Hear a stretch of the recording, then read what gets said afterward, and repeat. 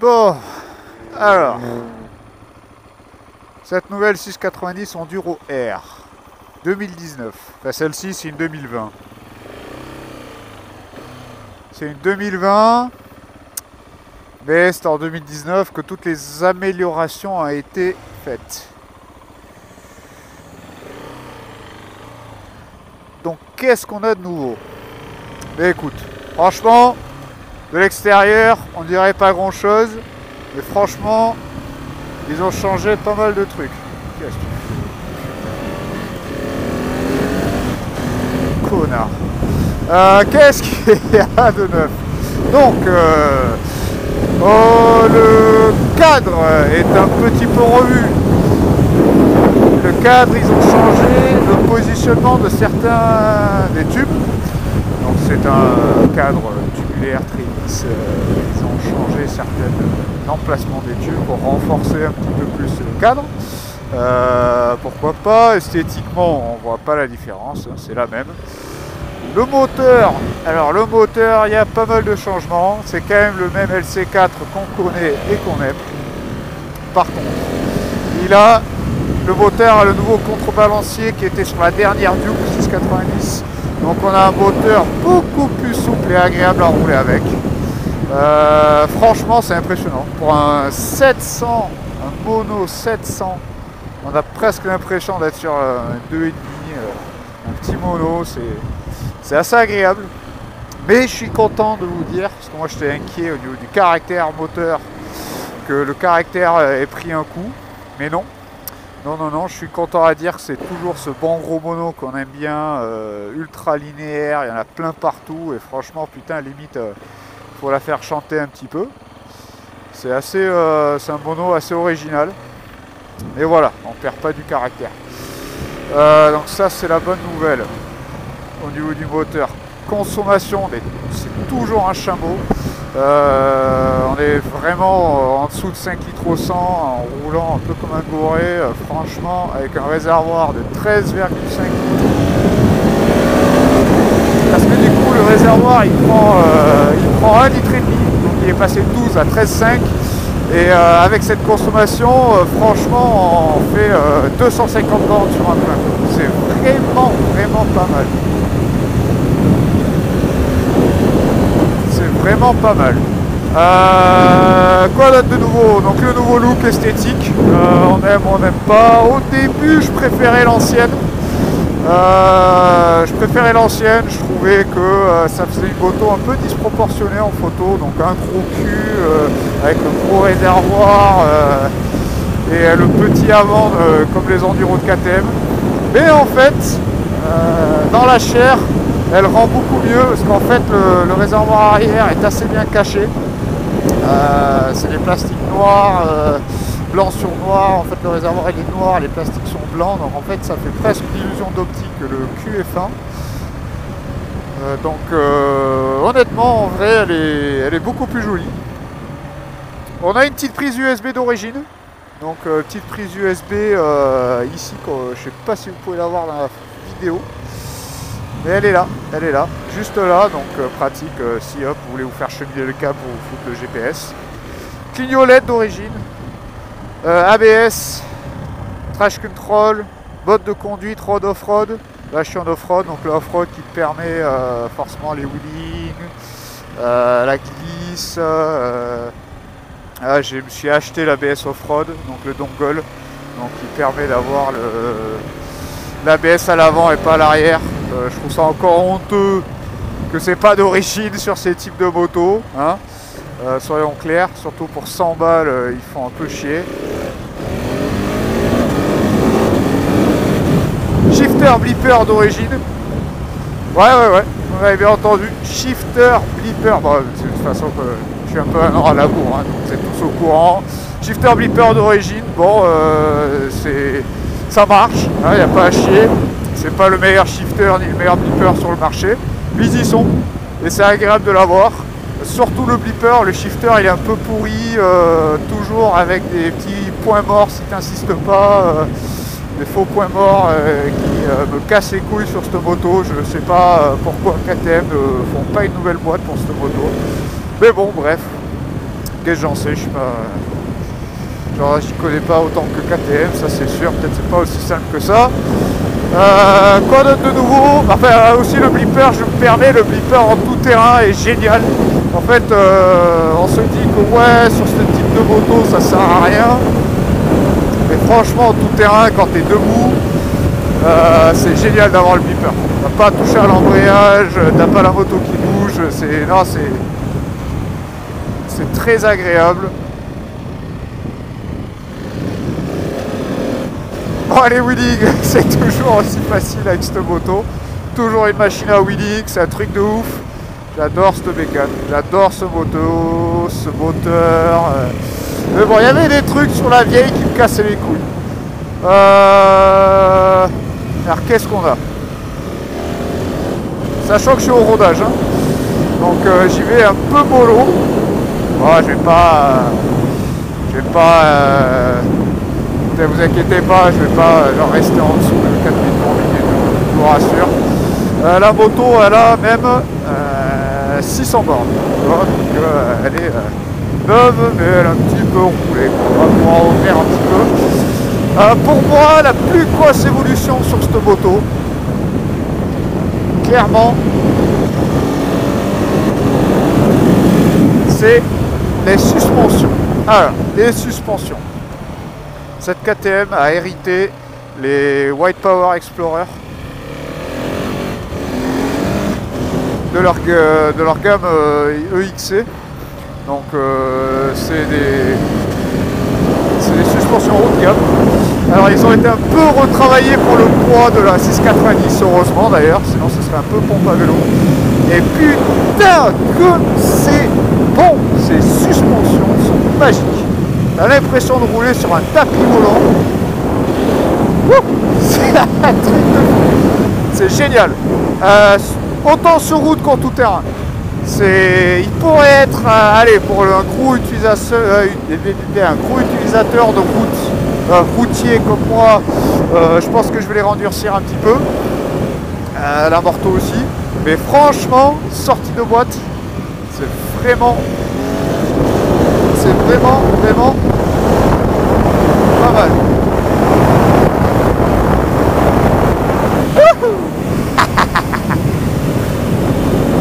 Donc ouais, ça lève, je vous rassure, hein, pas de souci. Donc ça c'est en mode 2, tout terrain. Donc si je passe en mode 1, donc route, là j'ai l'anti-wheeling route, donc en fait il ne va pas, hop tu vois, et ça coupe la puissance, je peux pas lever. Ça c'était un wheeling en 3, ça aurait levé facile. Alors c'est très bien fait le trash control, il est beaucoup mieux fait que sur genre ma MT-09 SP où le trash control aujourd'hui est préhistorique. En fait, ça coupe les gaz violemment, tu prends cher dans la gueule. C'est vraiment efficace. C'est vraiment efficace. Ça coupe la puissance, c'est souple, c'est naturel presque. T'as presque pas presque tu remarques pas que l'électronique il intervient en fait. Donc c'est très bien fait. Donc voilà, donc après tout est réglable sur ce petit mono. Tes modes de conduite et tu peux aussi complètement désactiver le trash control. Donc tu peux rouler sur la route et désactiver le trash control avec le mode route. Bref, c'est tout personnalisable. L'ABS est ici. Donc là tu vois l'ABS il clignote, ça c'est parce que j'ai l'ABS off-road à cause du dongle, sinon il est on ou il est off. Donc tout est réglable quoi. Après, bon, au niveau des commodos, ça reste assez basique, c'est comme la vieille. T'as pas d'appel de phare, tu peux juste mettre le plein phare coupé, ton petit klaxon, qui est pourri, mais bon, on s'en branle les klaxons sur les motos. On sait tous que les motards, ils préfèrent foutre un putain de gros rupteur dans la gueule des bâtards qui te coupent la route. Coupe-circuit, voilà quoi. Disque à pétale d'origine, étrier Brembo, fixation normale. Ah, peut-être c'est du radial, putain, je vois pas d'ici. Et je connais même pas. Étrier Brembo avant-arrière, disque à pétale avant-arrière d'origine, donc ça c'est vachement sympa quand même. C'est des putains de gros disques, super épaisseur. C'est des très jolis disques d'origine, c'est rare qu'on voit ça. Des fourches usinées dans la masse d'origine, ça aussi c'est hyper beau à voir. Putain, KTM ils sont vraiment fait plaisir au niveau de la finition. T'as des protège-mains, donc pas celle-ci. Celle-ci on faisait des renforts en alu. Donc c'est pas d'origine. Les renforts en alu c'est ceux de KTM. Pourquoi? Parce que je les trouvais pas trop chers. 100 balles. Même moins, 98 ou un truc comme ça. 98 €, et c'est voilà, t'as le renfort alu et c'est pas trop mal. Je voulais prendre l'orange, mais l'orange n'est pas le même. On l'a reçu et j'étais pas content, je suis casse-couille avec ça, je suis désolé à Bike Avenue à Pau, mais c'était pas le bon orange et j'étais un peu déçu. Je me suis dit, oh putain, j'achète justement KTM parce que au moins ça va être le bon orange, et mais non, ça l'était pas. Donc j'ai pris les noirs. Après, ils m'ont fait l'échange gentiment, gratuitement. Donc voilà, je suis passé en noir. Alors, autre truc qui m'a vachement impressionné avec cette moto, c'est les pneus d'origine. Alors, aux States, ils ont les TKC 80 d'origine. Et ça, pour moi, j'étais trop jaloux, parce que je connais pas du tout Mitas. Alors là, il y a les Mitas E07. Alors tu vois, hop, ça a monté et direct ça a rebaissé. Ça fâche le poil, tu vois. Et ils disent que la réponse au poignet des gaz ça change aussi. Et bon, c'est pas flagrant. Ça encore sans plus. Du coup je disais ouais, le truc qui m'a vraiment impressionné, c'est les pneus d'origine, c'est Mitas E07. Ils m'ont vraiment étonné quoi. En fait, ils accrochent grave sur la route. C'est impressionnant l'angle que tu peux prendre. Et ça accroche. Bon, ça reste des pneus à titine. Faut pas se croire en slick ou en Pirelli Corsa, Rosso Corsa. Mais franchement, tu vois, là je mets de l'angle, j'ai plus de bande de peur, donc je suis vraiment au bord du pneu. Et ça accroche et c'est stable. C'est pas ultra bruyant. Après je roule avec des bouchons d'oreille, alors ça je me branle aussi. C'est pas mal, faut être doux sur l'accélération. C'est pour ça le mode road quand tu es sur la route c'est pas déconnant. Ça s'appelle road, c'est pour une raison. Mais tu vois là, il est dedans et ça décroche pas. C'est vraiment bien géré. Ah putain le soleil qui sort, j'ai mis les lunettes incolores là. C'est quand je suis parti lever un peu.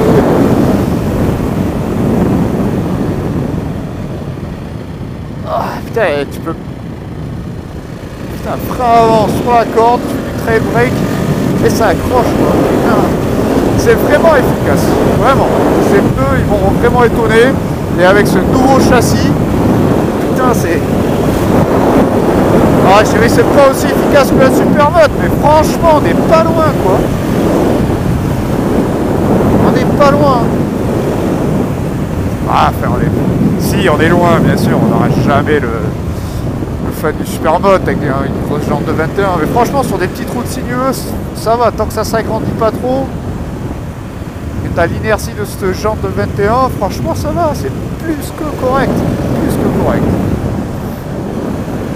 Donc, voilà, quoi, ça, c'est toutes les nouveautés.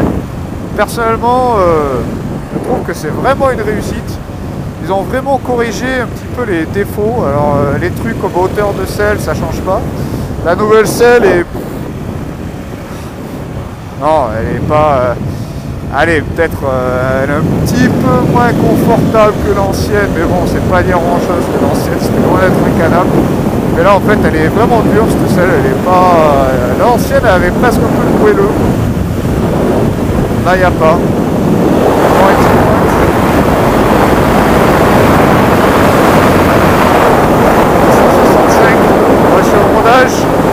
Je sais faire gaffe aux dernières kilomètres là.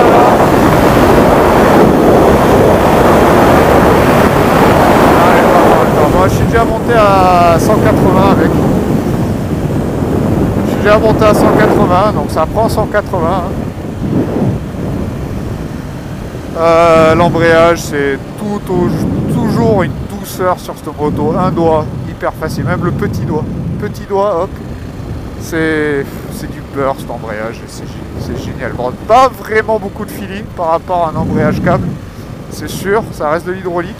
Mais pour de l'hydraulique, oh là là là là, ce plaisir quoi, tu te fatigues pas du tout. Bon, la moto, hein, 147 kg à sec. Très très très léger, ça se sent, hein, t'as l'avant qui est très léger. Ça se déleste sur les accélérations, tu sens que ça commence à bouger, du wheeling, hein, tout ça on connaît. Super bien équilibré. Voilà quoi. Ça c'est pour la route. Franchement, pour la route c'est quand même étonnant comment c'est efficace. Voilà, c'est pas un super mote. C'est pas un super mote. Faut pas croire qu'on va attaquer un col avec ce truc comme on attaque avec un super mote. Mais franchement, je pense que tu mets un mec qui s'est bien roulé sur l'enduro et un Jackie du dimanche sur un super mote, il y a quand même moyen que le mec avec l'enduro fasse suer le super mote. Hein. Parce que franchement, tu as tous les trucs pour faire une bonne attaque avec, entre le shifter, le clipper, ce nouveau châssis. Enfin, c'est génial quoi, vraiment je trouve cette moto vraiment, tu vois que le KTM, tiens c'est une moto, ça fait 30 ans, plus de 30 ans que le KTM travaille sur ce moteur et sur ce format et ça se ressent quoi, elle est perfectionnée. Bon oui, t'as toujours les trucs chiants assez caractériels de cette moto, c'est-à-dire que oui ça reste un mono, faut aimer le mono, oui t'as toujours le réservoir à l'arrière. Donc voilà, il faut descendre de la moto pour faire le plein, c'est relou. Oui, t'as toujours les points morts de merde qui cassent les couilles. Mais bon, c'est comme ça, on fait avec. C'est des trucs on s'habitue en fait, à force. Bon, les points morts, je t'avoue, j'ai du mal à avec. Et tu vois, franchement ça va.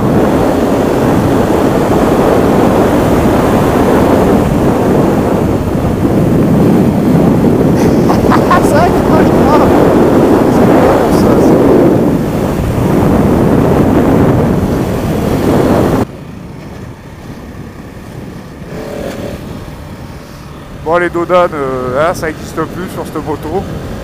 En ville, franchement, c'est agréable, même en ville, parce que justement, ce nouveau moteur souple là, il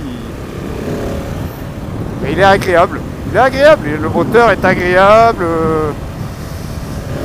c'est souple. Il y a toujours un peu ce problème de surchauffe. T'as la ventilo qui s'active assez fréquemment, hein, mais bon, à quoi tu t'attends un 700 monocylindre. Mais même en ville, la suspension est agréable, tu prends tout, ça bouffe toutes les bosses, les dodanes, c'est inexistant là-dessus. Hop là, encore je me suis mis debout, mais c'était même pas nécessaire.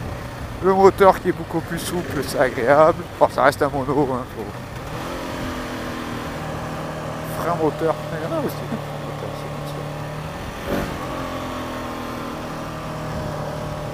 Bon, voilà. Prochaine, je suis arrivé à destination, donc prochaine section va être le tout-terrain.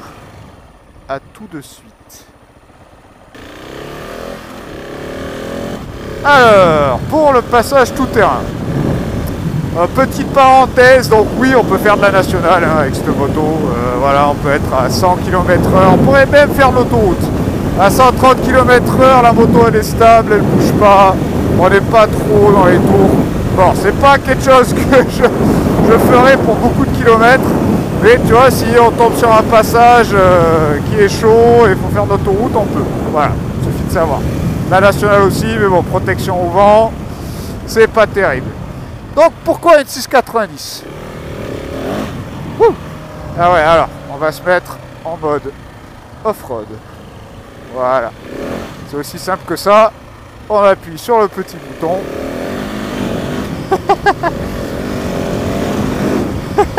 Oh le gravier, il faut que j'arrête, s'il y a une bagnole, je suis mort. Alors, donc l'avantage d'une 690. Imagine, t'as les poulets au cul, course poursuite mon gars, et t'as besoin de t'échapper. T'as besoin de t'échapper, la route, c'est les flics motards, alors ces enculés ils gèrent. Et sur la route, leurs motos sont beaucoup plus adaptées que la tienne.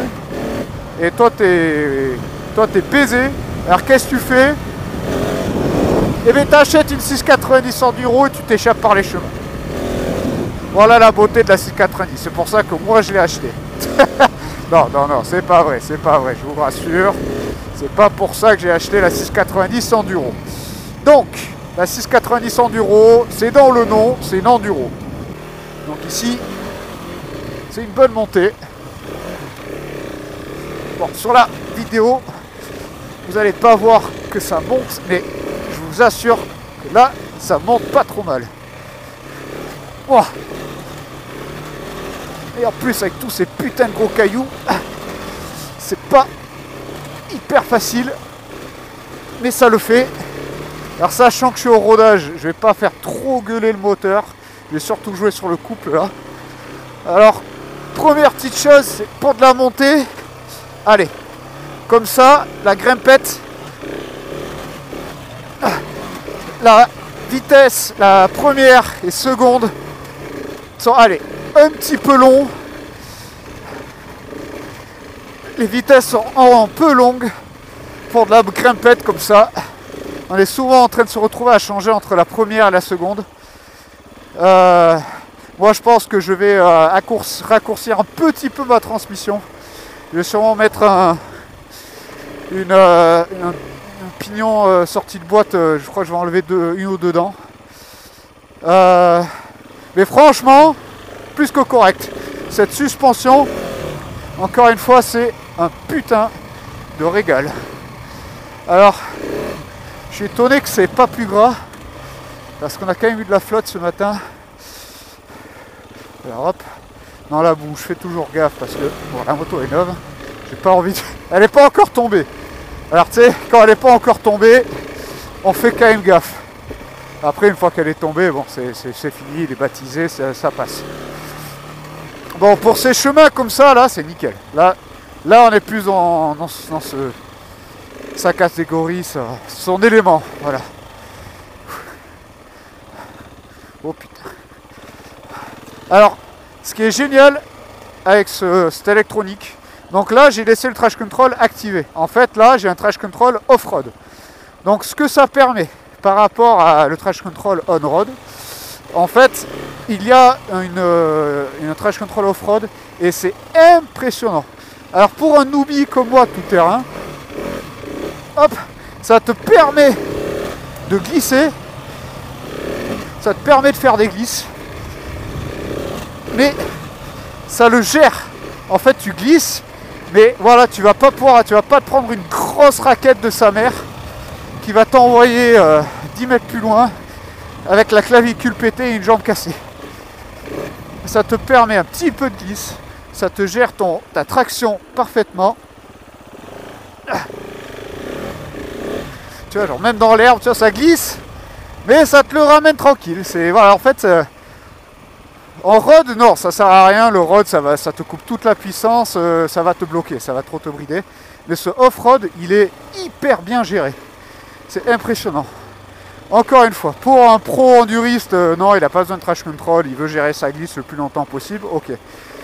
Pour le Jackie du coin comme moi, c'est ultra rassurant d'avoir ce traction control. Hop, tu vois, genre là, hop, petite glisse tranquille, ça m'a remis en ordre. Hop là, c'est vraiment un régal à utiliser.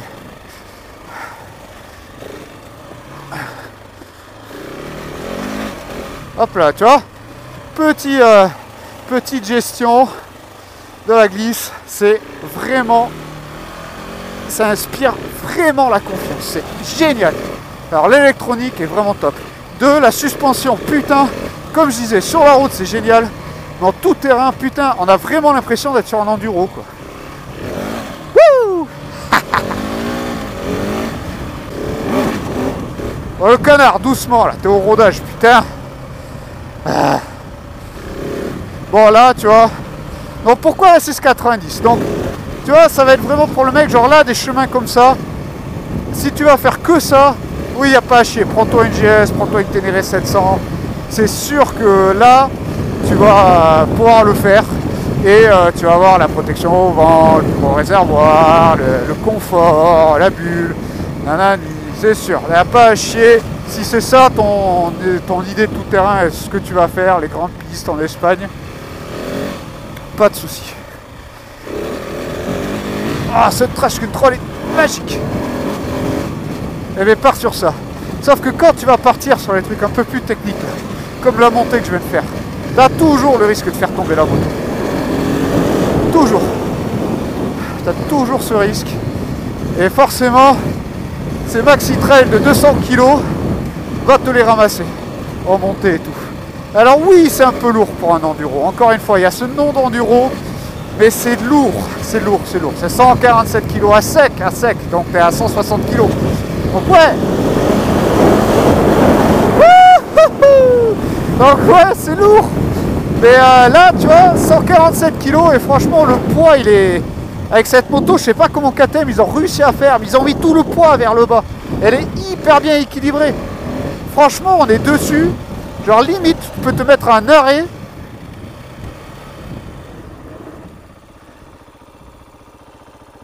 Et tu tiens, quoi. Ah merde, jusqu'à que tu cales comme un con. Mais ce que je veux dire, c'est que la moto est ultra bien équilibrée. Tu as l'impression que tout le poids est là en bas. Je sais pas comment ils ont fait KTM, mais par rapport à la vieille, tu as l'impression que ta centre de gravité, elle est plus basse. Alors je sais pas si c'est le contrebalancier ou quoi, mais putain, il y a vraiment un feeling avec cette moto génial. Tu as l'impression que c'est un gros enduro, vraiment. C'est hyper étroit, c'est agréable, tu as le guidon large, tu es sur l'avant. Je kiffe. Il n'y a pas à chier. Il n'y a pas à chier, je kiffe. Hop, et là tu reviens sur la route et c'est bon. Fais attention au début, tu as toujours un peu de pouce sur les pneus. Et non, c'est vraiment génial. Alors voilà, donc tu as ce poids, mais voilà, comparé à une enduro, là les révisions c'est tous les 10 000 km. 10 000 bornes, c'est génial. 10 000 km, c'est autant que ma MT-09. C'est vraiment un moteur hyper pointilleux, tu vois, mais c'est exploitable, quoi. 75 chevaux sur un monocylindre avec des révisions tous les 10 000 bornes. Alors ouais, c'est lourd, ouais, mais putain, il n'y a pas autre chose. En fait, cette moto, pour moi, ce qu'elle représente, c'est le dernier. Alors le dernier, parce que sur le marché, il reste plus que celle-ci. C'est le dernier des vrais dual sport. Mais vraiment pour le plaisir de rouler en tout terrain et faire de la route, pour moi c'est là. Pour moi, cette moto, c'est la dernière vraie dual sport du marché qu'on peut acheter. Et c'est exactement pour cette raison pourquoi je l'ai acheté. Donc score final pour moi sur cette moto. En fait, c'est un peu compliqué à lui mettre une note. Alors pourquoi? Parce que c'est vraiment un marché unique et il n'y a vraiment que cette moto dans sa catégorie. Donc avec ça en tête, à part des petites bricoles qui font chier, tu vois, je lui foutrais 9 sur 10. 9 sur 10 facile. Aujourd'hui, sur le marché aujourd'hui, ce que les gens recherchent dans une moto, ce que les gens recherchent avec une moto et les demandes du marché d'aujourd'hui, je vais pas le faire trop perdre de points, mais tu vois, au lieu de 9, je lui mettrais 8,5, tu vois. 8,5 pour 10 et sur 10. Pour moi, cette moto, elle les mérite largement. Si tu sais à quoi t'attendre avec cette moto, tu sais ce que tu achètes, tu sais ce que tu veux, tu sais que voilà, tu es prêt à sacrifier du confort pour vraiment une moto légère pour le tout-terrain et pour avoir la possibilité de faire des bornes. Tu vois, pour moi, ça, c'est le trail des enduristes. Un mec qui arrive de l'enduro, il veut faire de la route et des bornes pour pouvoir faire des chemins un peu plus loin sans devoir prendre un camion et tout. Voilà, c'est ça. Cherche pas plus loin, il n'y a que ça. Et prends-le, tu vas être très content. Là, tu as du 9 sur 10. Si tu es le mec ou que tu hésites entre la Ténéré 700, tu sais pas trop parce que tu veux quand même ton petit confort, tu veux quand même tes petits gadgets, tu veux ton écran, tu veux tes petits trucs, ouais, là, je passerai plus sur du 8 ou du 8,5 sur 10. Et voilà, faut te dire qu'aujourd'hui, c'est une moto unique. Et la seule du marché. Bon, t'as la Husky, oui, mais c'est la même. À la base, je voulais la Husky, moi, pour le look. Je la trouve magnifique, cette Husky. Mais pas de dispo, et le concesse du coin, tu sais pas trop quand il va fermer, quoi. Donc, moi, je m'en méfie un peu. Je suis pas vraiment prêt à acheter chez eux. Mais bon, bref. Il n'y avait pas de dispo aussi. C'est-à-dire, s'il y avait dispo, j'aurais sûrement fermé ma gueule, et voilà, quoi. Mais voilà, c'est la même moto, genre limite la Husky elle est moins bien, tu vois, la Husky t'as pas la prise USB, t'as 0,5 litres de moins, t'as quand même des petits trucs en moins. Mais voilà quoi, je suis très content avec la KTM. Donc voilà, j'espère que la vidéo vous a plu. Journée, ça dépend, salut toi. Joli la Super Duke, putain c'est... Ah, la génération 1 c'est toujours la plus jolie.